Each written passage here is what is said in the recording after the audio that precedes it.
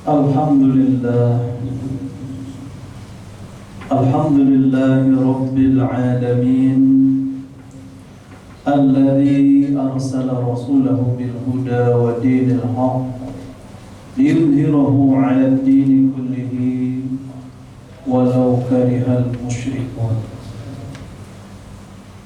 Ashhadu an la ilaha illallah wahdahu la sharika lah wa ashhadu anna Muhammadan abduhu wa rasuluh la nabiyya ba'dah.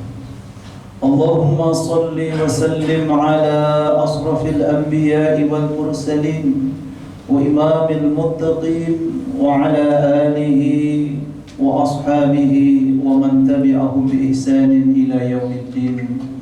Amma ba'du. Fa ya ibadallah, أوصيكم ونفسي بتقوى الله وقد فاز المتقون. قال الله تعالى في القرآن العظيم وهو أصدق القائلين: أعوذ بالله من الشيطان الرجيم، بسم الله الرحمن الرحيم. يا أيها الذين آمنوا اتقوا الله حق تقاته ولا تموتن إلا وأنتم مسلمون. وقال: أعوذ بالله من الشيطان الرجيم، وإذ يمكر بك الذين كفروا ليثبتوك أو يقتلوك أو يخرجوك ويمكرون ويمكر الله wallahu khairul makirin. Wa qala: am yaquluna sya'irun natarabbasu bihi raibal manun, qul tarabbasu fa inni ma'akum minal mutarabbisin. Sadaqallahul azim. Jamaah salat Jumat rahimakumullah. Alhamdulillah, puji syukur kepada Allah Subhanahu wa taala yang telah memberikan karunia iman dan Islam kepada kita. Semoga kita senantiasa bisa memelihara iman dan Islam tersebut sampai ajal menjemput kita. Dan semoga kita termasuk orang-orang yang digolongkan istiqomah, beriman dan bertakwa kepada Allah Subhanahu wa taala, dan menjadi umat Rasulullah SAW yang senantiasa dirindukan oleh surga. Jamaah saudara rahimakumullah, semua nikmat yang diberikan oleh Allah kepada kita itu adalah merupakan karunia yang tidak ada bandingnya dengan apapun yang ada di dunia ini. Maka bersyukur atas karunia itu, atas nikmat yang Allah berikan kepada kita adalah perkara yang wajib dan harus kita lakukan. Allah menyatakan: la in syakartum la azidannakum wa la in kafartum inna adabi la syadid. Jika kalian bersyukur, maka kami akan tambahkan nikmat. Namun jika kalian kufur nikmat, sesungguhnya azab kami sangat pedih, kata Allah. Jamaah saudara rahimakumullah, perjalanan hijrah baginda Rasul sallallahu alaihi wasallam penuh dengan hikmah. Kita mengetahui di dalam sejarah bagaimana perjalanan hijrah para sahabat ke Habasyah dan ke beberapa tempat yang lain. Dan begitu juga Rasulullah SAW ketika saat-saat menjelang hijrah, banyak hal-hal tragedi-tragedi yang terjadi. Di dalam sejarah, para sahabat sudah banyak yang jalan duluan hijrah ke Madinah dan diperintahkan oleh Rasulullah SAW. Kemudian kita menyaksikan sahabat baginda Rasulullah SAW Abu Bakar As-Siddiq pun juga pengen segera hijrah karena ini kewajiban. Dan beliau sering meminta kepada Rasul untuk pergi hijrah. Namun Rasulullah SAW menahan sahabat Abu Bakar As-Siddiq, jangan pergi dulu.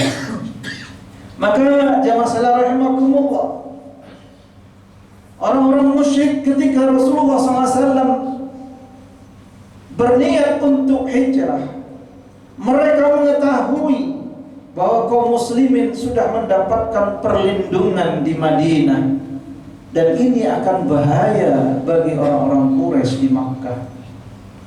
Maka jamaah sekalian rahimakumullah, mereka mewaspadai, mengantisipasi jangan sampai Rasulullah lolos hijrah ke Madinah. Maka pada saat itu mereka berkumpul di Darun Nadwah melakukan rapat akbar. Karena semua orang pada kumpul pada saat itu, berunding apa yang harus dilakukan terhadap baginda Rasul sallallahu alaihi wasallam. Rapat di Darun Nadwah ini, yaitu di rumahnya Qusay bin Kilab, juga dihadiri oleh iblis yang mengaku warga dari Najd.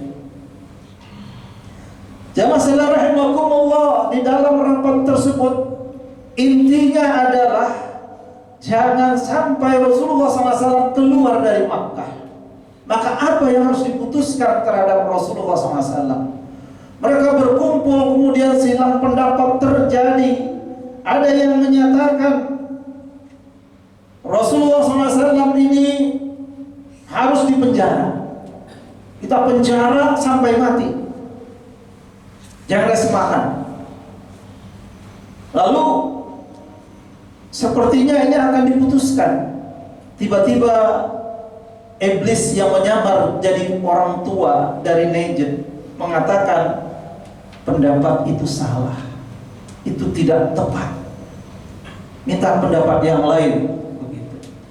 Akhirnya yang kedua berpendapat bahwa kalau tidak dipenjara, kalau begitu Muhammad kita usir dari Makkah.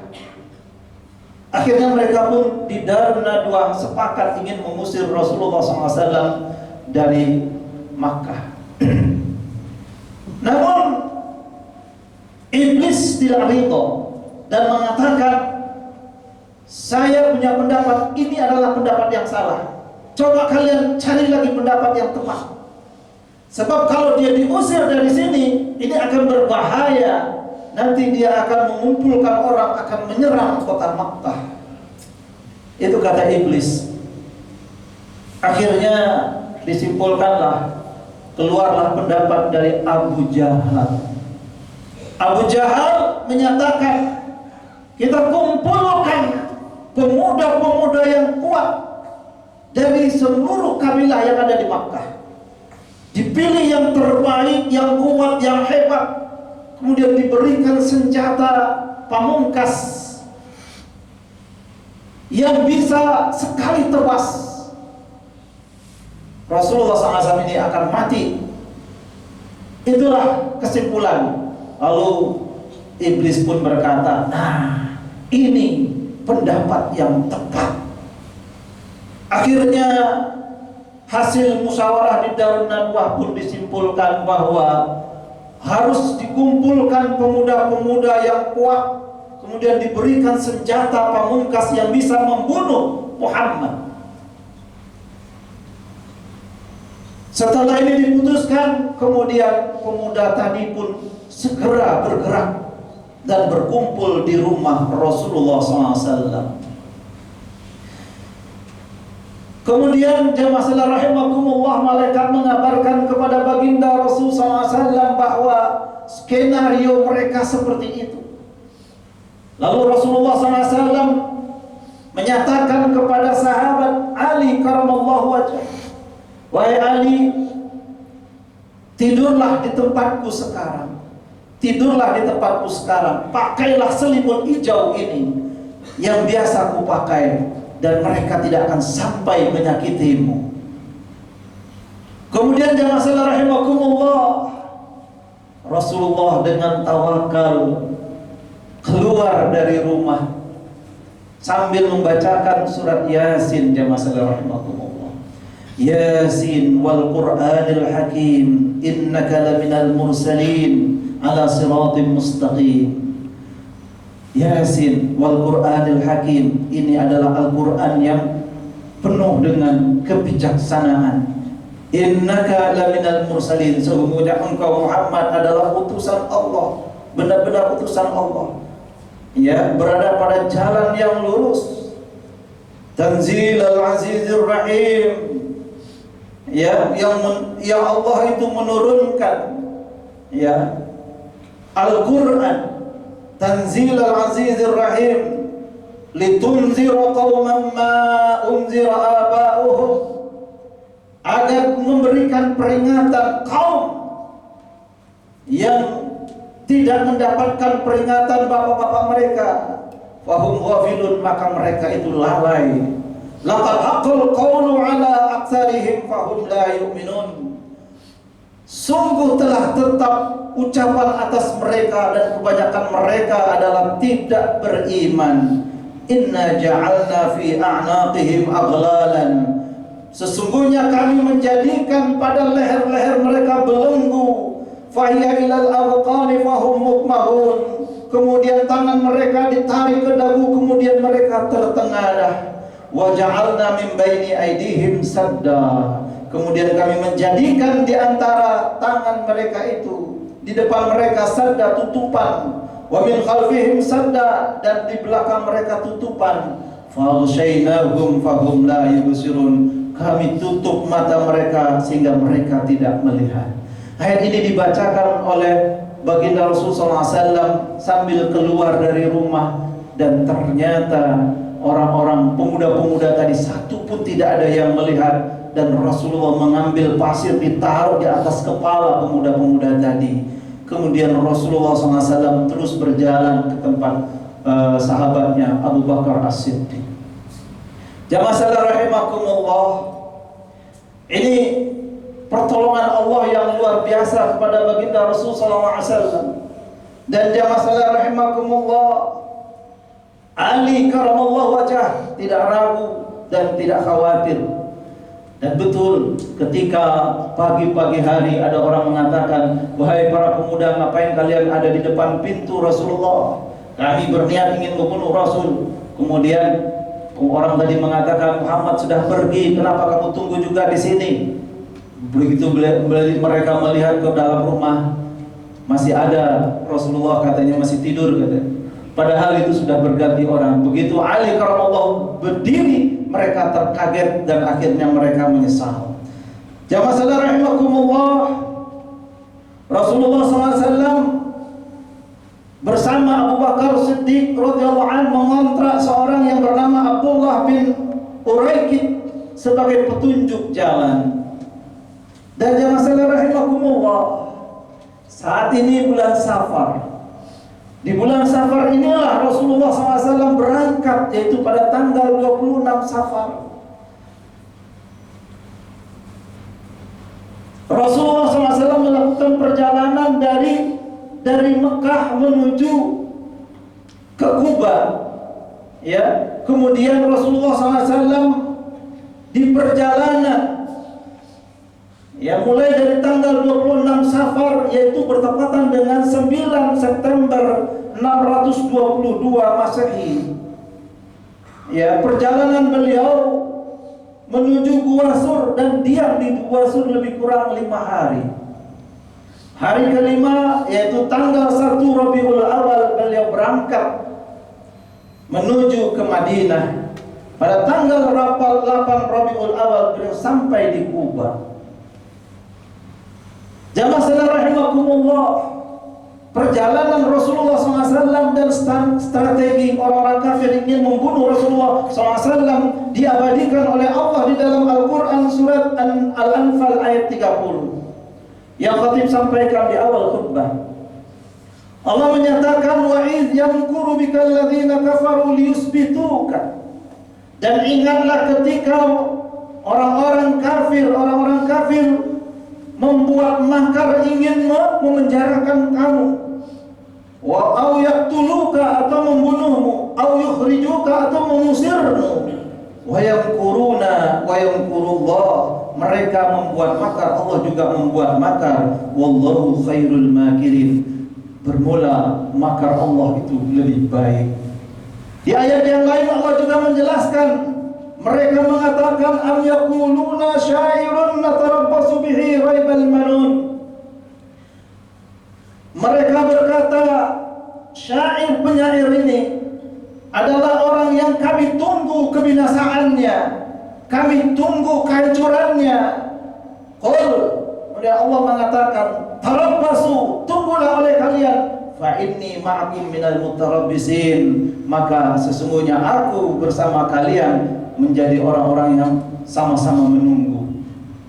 Jamaah sekalian rahimakumullah, mereka kehilangan Rasulullah SAW dan mereka membuat sayembara ingin membunuh Rasulullah SAW dengan menyatakan kepada orang-orang Quraisy di sana, siapa saja yang menemukan Muhammad dalam keadaan hidup ataupun mati akan diberikan hadiah 100 onta.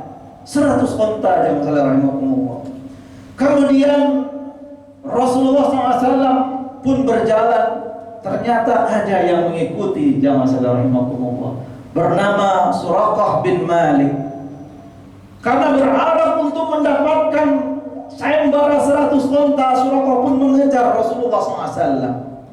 Namun di perjalanan, jamaah saudara rahimakumullah, dia terjatuh, tersungkur berkali-kali, tapi tetap mengejar.